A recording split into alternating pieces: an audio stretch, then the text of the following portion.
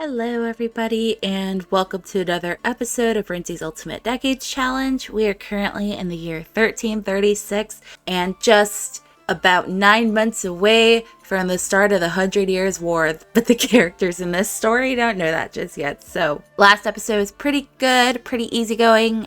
Nothing completely horrid really happened, and I am hoping it stays that way. But at the beginning of the last episode, I did start off with some royal happenings, and I am going to touch upon that a little more here. So I am back to narrating royal drama instead of fully playing it out. So I am starting off in this new Willow Creek Palace lot, and that is because in the last episode, you guys saw that King Laurent, who is Joan's brother, is extremely sick. Things weren't looking too hot for him. His sim may be smiling at this very moment, but he is not doing so great. He is actually he's really not doing so great. I don't know how else to emphasize that. So Joan is still here. Of course, Harwin came with her. And they also brought Philip along. He's just not in this room at the moment. And the issue here is that Laurent married, but he never produced a living heir.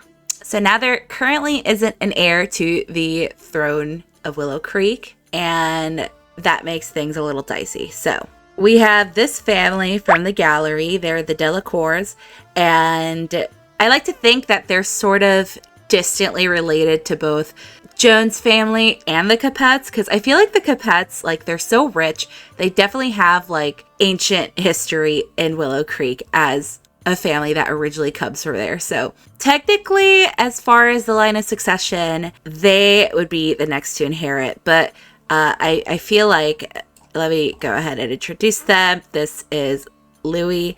This is his wife, Delphine, and their son, Henri. And they do have a daughter named Jacqueline. I feel like the expectation, of course, was that Louis would procure an heir. And so Louis does work for the French throne, perhaps not as an advisor, but perhaps something very similar.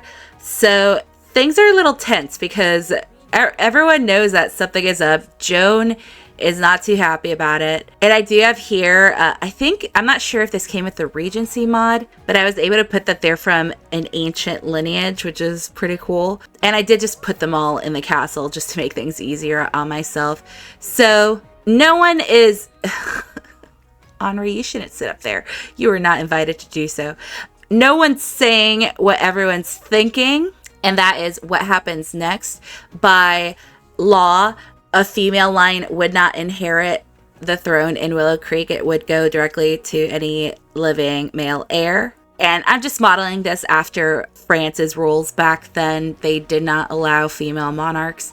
And so Laurent being the only male would mean the end of the Beauregard line. And so I think without touching upon that specifically, Laurent is trying to make sure that things don't go up in arms. He doesn't, as much as he loves his sister, he shudders at the thought of giving his throne to her male heir, which would be Gavin, who is the king of Windenburg, and then giving their land to Windenburg as a result. But he doesn't outright want to disappoint her. Things are dicey. Things are dramatic. And without suggesting that Louis would inherit the throne, Joan did present the possibility of marrying Philip to their daughter, Jacqueline. And they haven't really said it out loud, but with everything that's gone on and the rumors that have surely gotten this far regarding Philip's parentage, they don't want to say yes. They haven't said no, but they don't want to say yes. So that is where we are here. That is where I'm going to leave it. I wanted to keep this pretty brief just because I have a few things I want to do in this episode. But that is where we are here. So I think Joan would go ahead and write a letter to Gavin informing him of this development or lack thereof. And Harwin is just always in night mode. This man is just like straight up. And he and Laurent do not have a relationship. So I think as much as Laurent loves his sister, he doesn't love the implications of everything that happened here. But he's trying to stay friendly. So yeah, Laurent is dying. Things aren't looking great. Gavin is getting word. So that is where we are here. And then I just wanted to make a quick stop over to the Windenberg Royals. I haven't shared the castle with you. I'm honestly not finished. I haven't touched it in weeks. But I did do a good amount. I've done some filming in here, as you guys have seen. And we are getting the first snow. I think it's about to be winter. So I just wanted to check in on Gavin and Ida. But I'll just take you guys through just straight to the throne room. So, you know, you get through the portcullis here and the main doors. And then I've got this like little hallway where you can go to the second floors. I completely gutted this and I don't know what came over me. But then there's like this sort of courtyard area with some more statues. I've got like training grounds over there.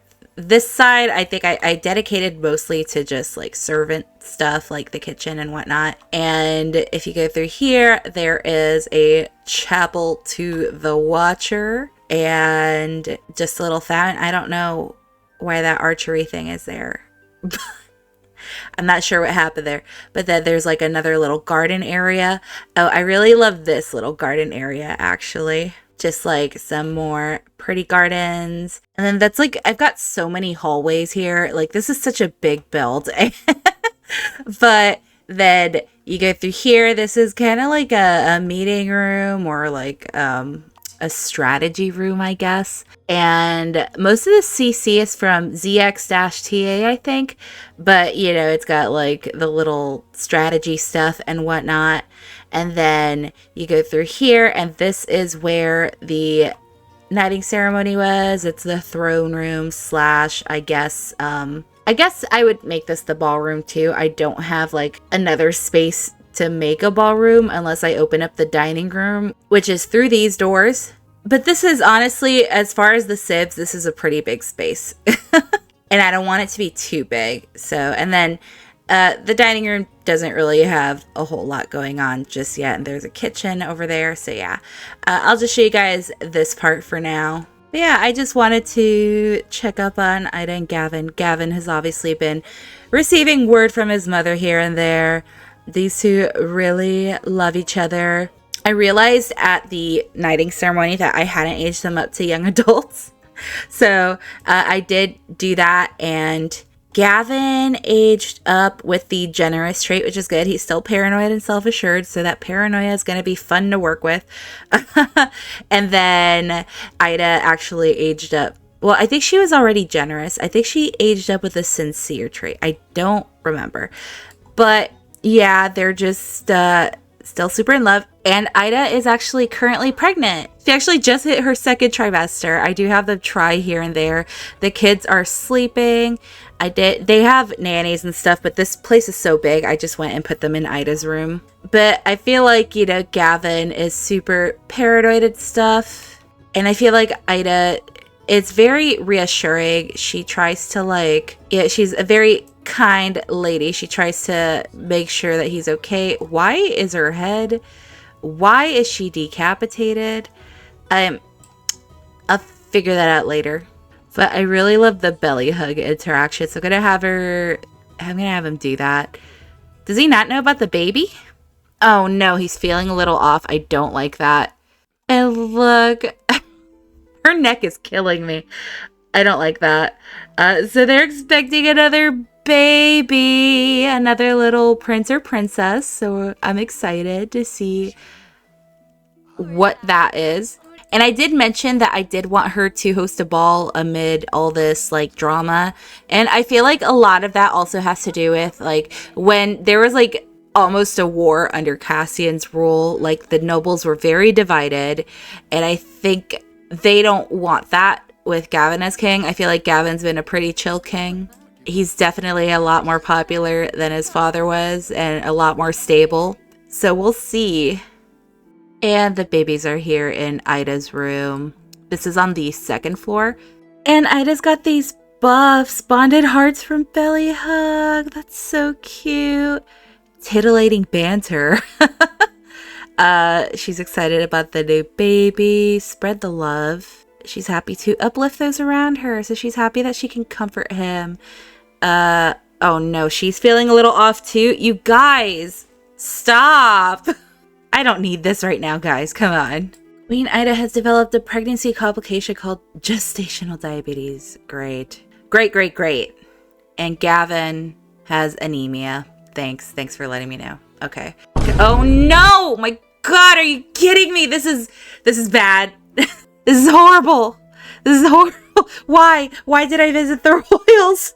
Jeez. And just like that, the royal drama ends up being far more dramatic than I expected. Are you freaking kidding? Are you freaking kidding me? You know what? I'm not gonna do it. I'm not gonna do it, guys. I'm not gonna kill her. I'm not gonna do it. You know, this is different. They're not the main family, and I need her alive, man, because their history counterparts lived for a while. So I'm not gonna do it, guys. So goodbye. We're gonna move on. So we are back at the Roll Farm. I've separated this house into a rental just because when George marries Shifra, which I'm going to do at first light, we won't have enough room to try to make a baby. So I moved Urk and John over here. But I do want to, I know there's an interaction here. I want George to ask Maple about what she thinks of Shifra. So also, like, I did take a little time. I just kind of, I've added the mead brewer. I've been having him collect honey and stuff. I had him craft this bee box with Brazen Lotus. I have to get John out of here quickly because he is allergic to bees.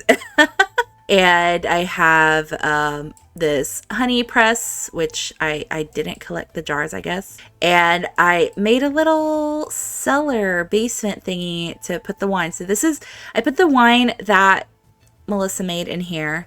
And then I've got the ones that George made in here. So I'm going to have him make mead too. He's got some honey. He's been making cheese.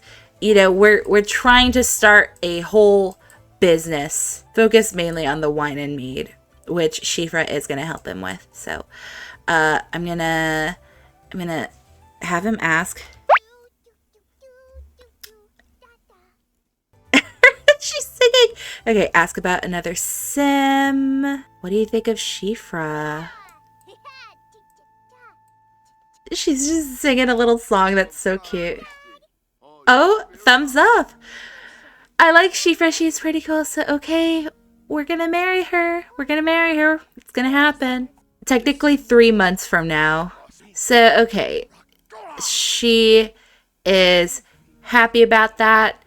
He's happy that she's happy about it. So I'm going to have her go to bed. And maybe I'll have George just make some cheese. He's starting to get tired, but I'll have him go to bed in a little bit. Mans is always tired. So I think I could start making cheese wheels. Or first I have to make certain cheese curds. I think it's got to be some of these. So I'll have him make that. I really love doing these little tasks. It makes it so fun for me, honestly. Okay, so we're draining those. Let's make another thingy. Which cheese curds did I make? Meso. Okay, so I'll make the other one. George has just been picking up all these hobbies. It is grief. Things that he was going to do anyway, but still. Midnight. I locked the door. Thank you. Jeez. I guess I didn't lock the door. Okay, I locked it. And let's go to bed. And then in the morning, George will be getting married. It's 2 a.m. and Maple woke up. I feel like maybe she would take Midnight on a late night ride, even though she kind of got in trouble. But her dad's asleep. Let's go talk about riding. She's like, okay, Midnight, don't tell my dad.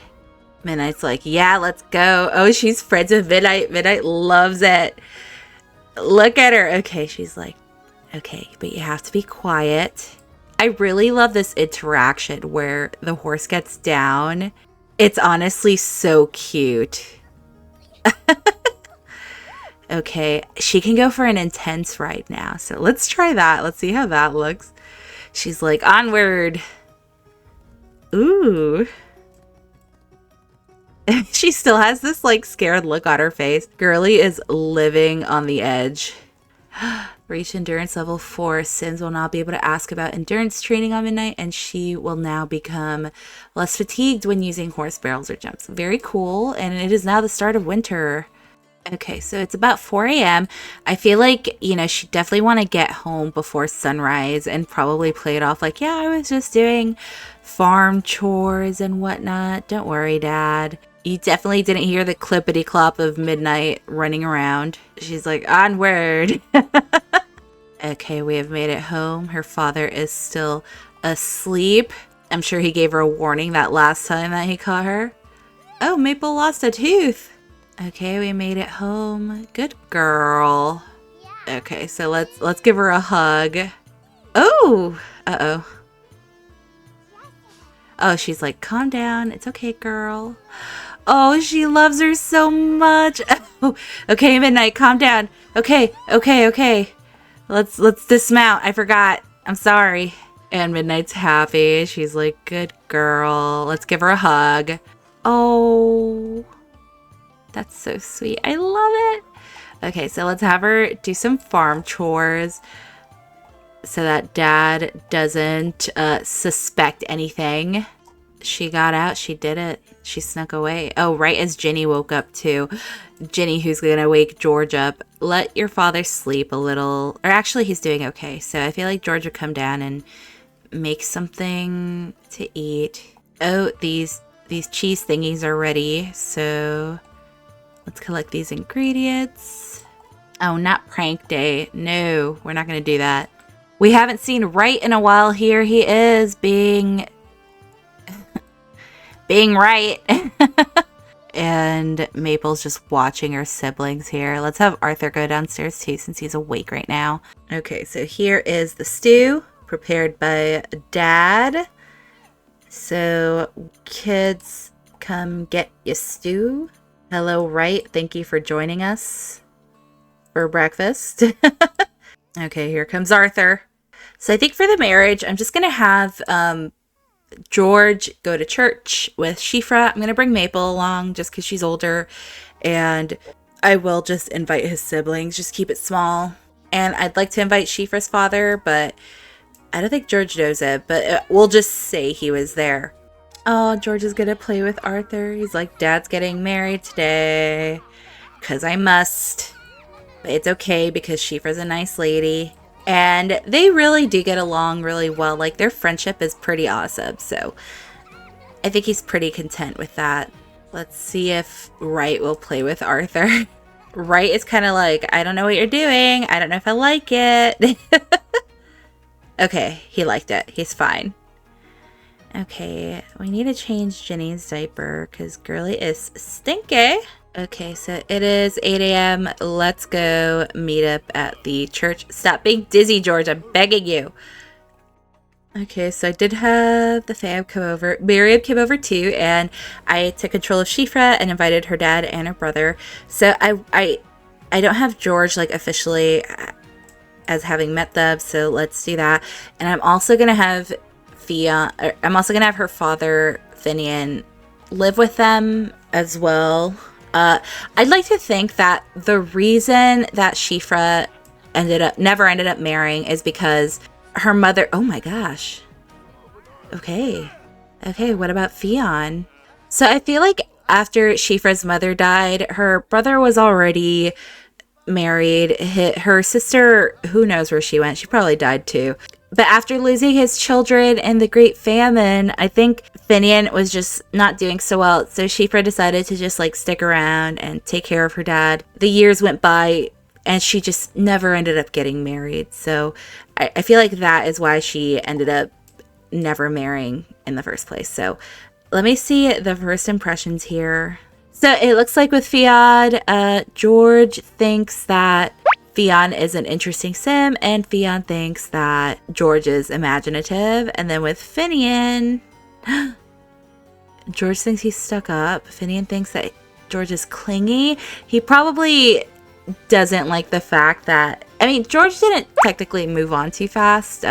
Finian never remarried after Caitlyn died, so I feel like, I don't know, maybe he's judging George somehow. And he's probably been, he's had Shifra with him for so long. I don't think he's ready to let go, even though I think that George will invite him to live with them. So let's just have them walk down the aisle. Okay, here they come. She's like, it's okay. He's like, I'm fine. This is fine. This is fine. So let's just have them get married. Bam. George, if you could stop, like, feeling ill, that would be great. Okay, here we go.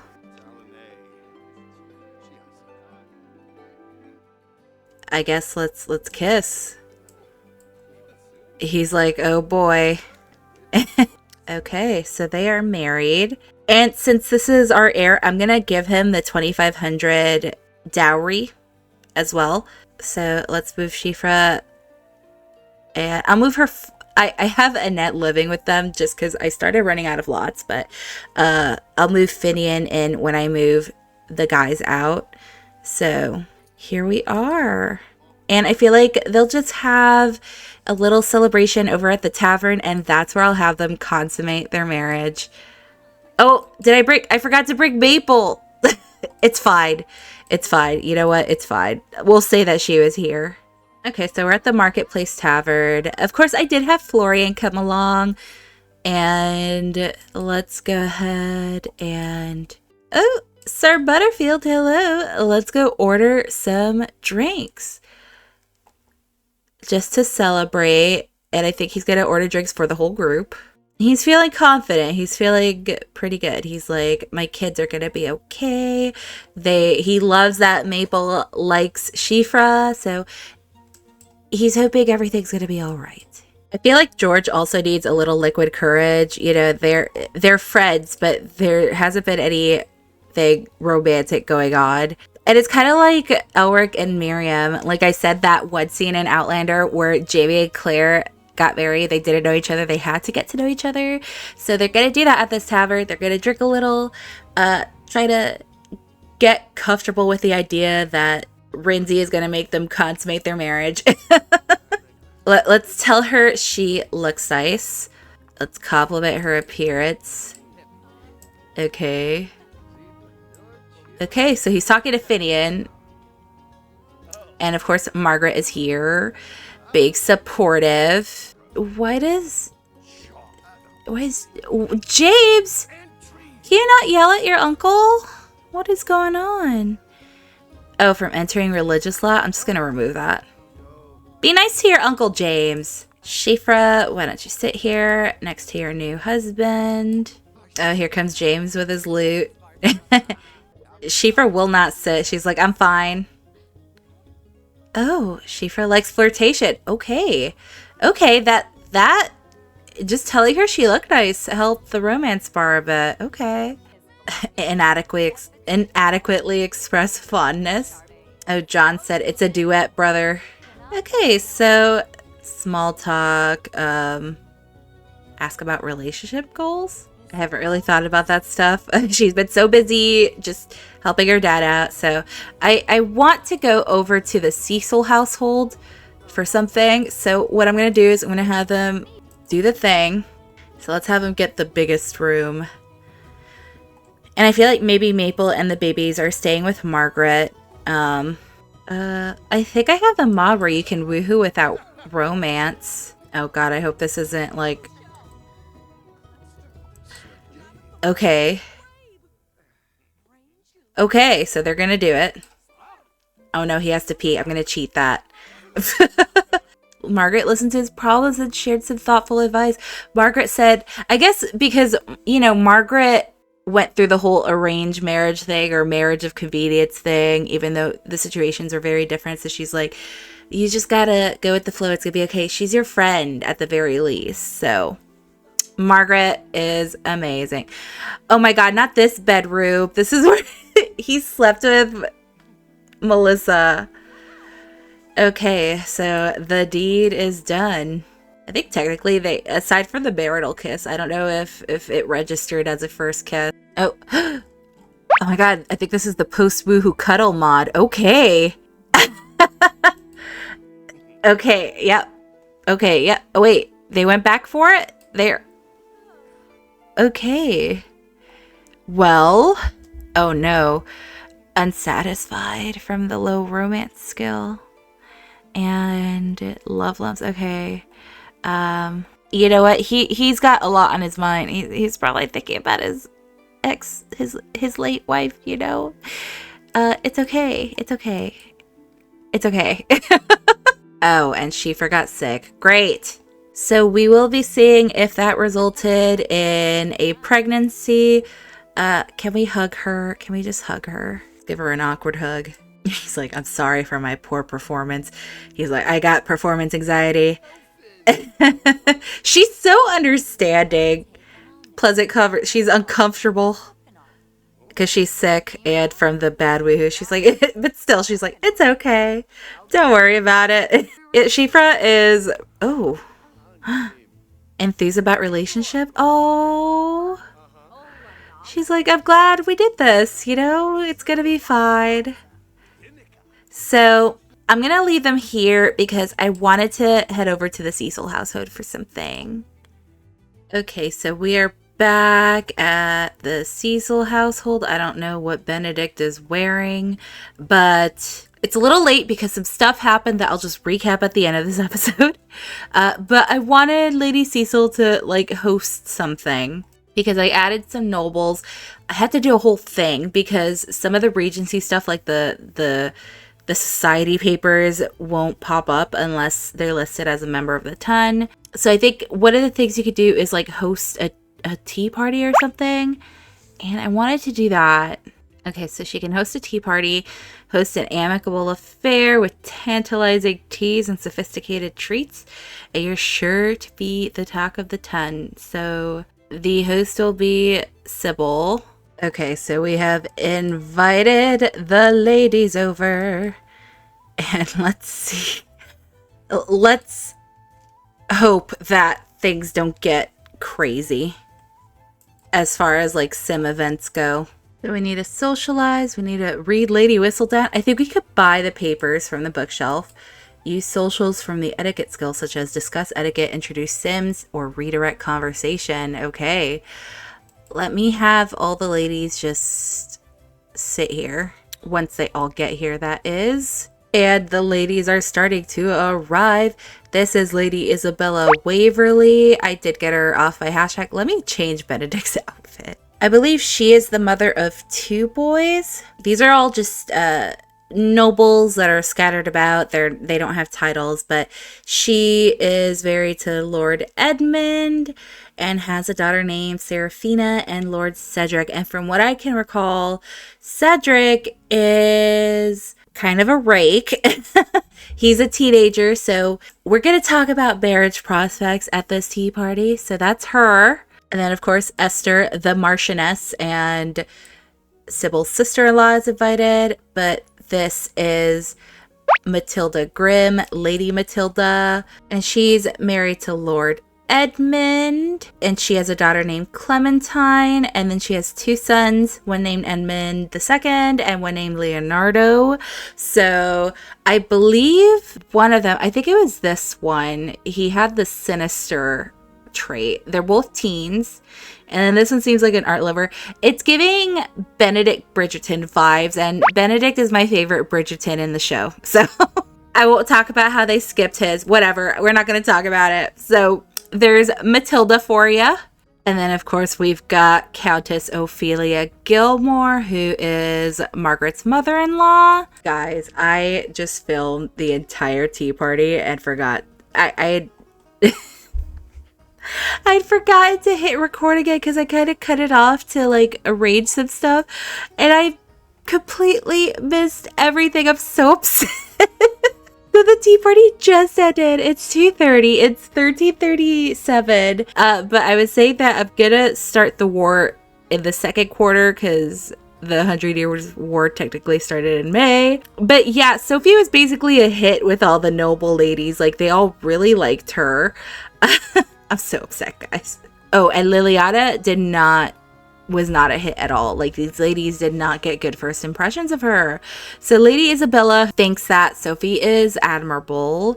They had a good time. Sophie thinks she's fun to be around. Lady Matilda, both her and Isabella have spouses named Edmund.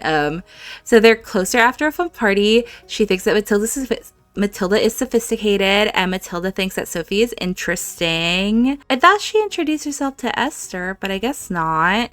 And of course, Margaret and Orla were here.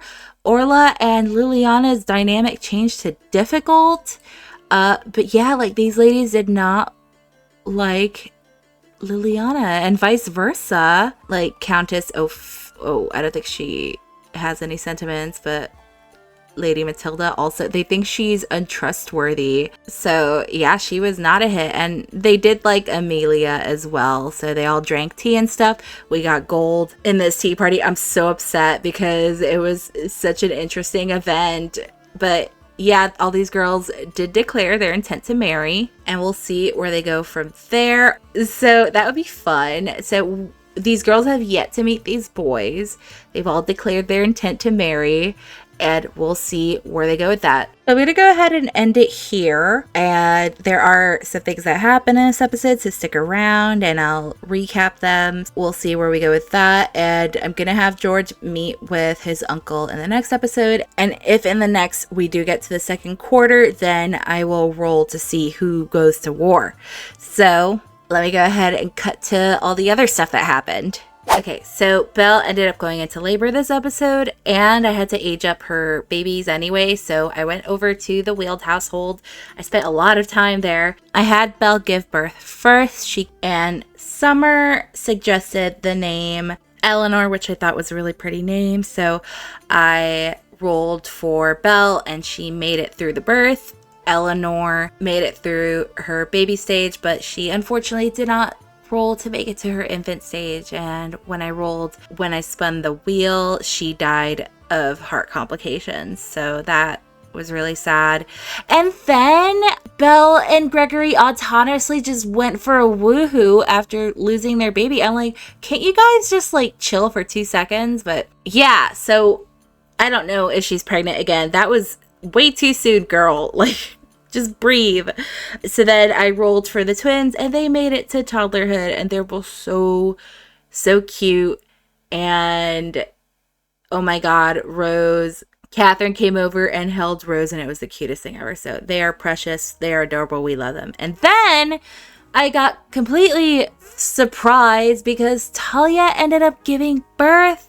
She had a baby girl. I didn't even know she was pregnant. I guess she was at the congratulations party, and I didn't realize how much time had gone by. But yeah, she gave birth to a little girl, and Aggie Herondale suggested the name Elaine. So I named her Elaine. I rolled for Talia. Talia made it. I rolled for Elaine's baby stage. She rolled a 1, so she was fine. And then for her infant stage, she also rolled a 1, so she was fine times 2. So she gets to be an infant for a few days. So that was something. Sad, happy, crossing my fingers that everything goes well from here. So yeah, let's get back. So that is all. I hope you guys enjoyed it, and I'm excited to see where this takes us. Thank you guys again, and I will see you for the next one. Bye!